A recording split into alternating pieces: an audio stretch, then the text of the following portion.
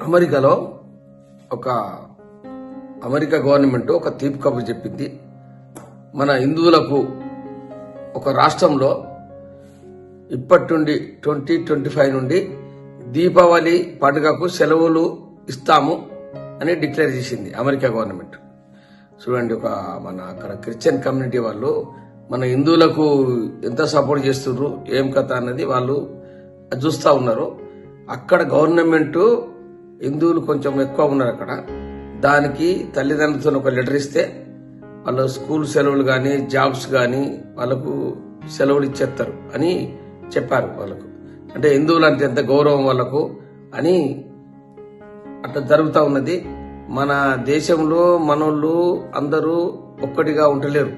నిన్న కాంగ్రెస్ వాళ్ళు బీజేపీ మీద అటాక్ చేశారు. చూడండి, ఈ బీజేపీ గవర్నమెంట్ హిందూ దేశం కోసం వాళ్ళు ఆరాట పడుతుంటే వీళ్ళు చేసే పనులకి ఇవి ప్రపంచ దేశాలల్లో సెలవులు ఇస్తుండ్రు మన పండుగలకు. ఇక్కడి వాళ్ళు ఇలా చేస్తా ఉన్నారు. ఇది ఎంతవరకు అది బాగా ఆలోచించవలసిన విషయం. ఇది ఇక్కడ మనం కొట్టుకొని చచ్చిపోతే అది జనం తగ్గిపోతారు, వాళ్ళ జనం పెరిగిపోతారు అని చూడండి. ఇప్పుడు ఇది ఒక్కటే కాదు, ఇంకోటి కూడా చెప్తాను నేను.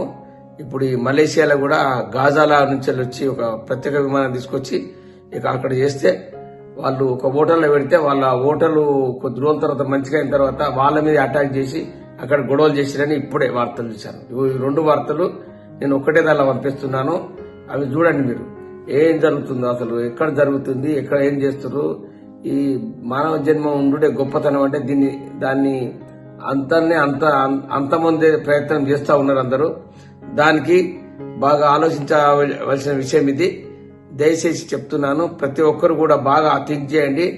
ఊరికొరు కొట్టుకొని చచ్చిపోడు కాదు, అందరూ మంచిగా ఉండాలని కోరుకునే మన భారతదేశంను మనం కాపాడుకోవాలని నేను కోరుకుంటున్నాను. జై హింద్.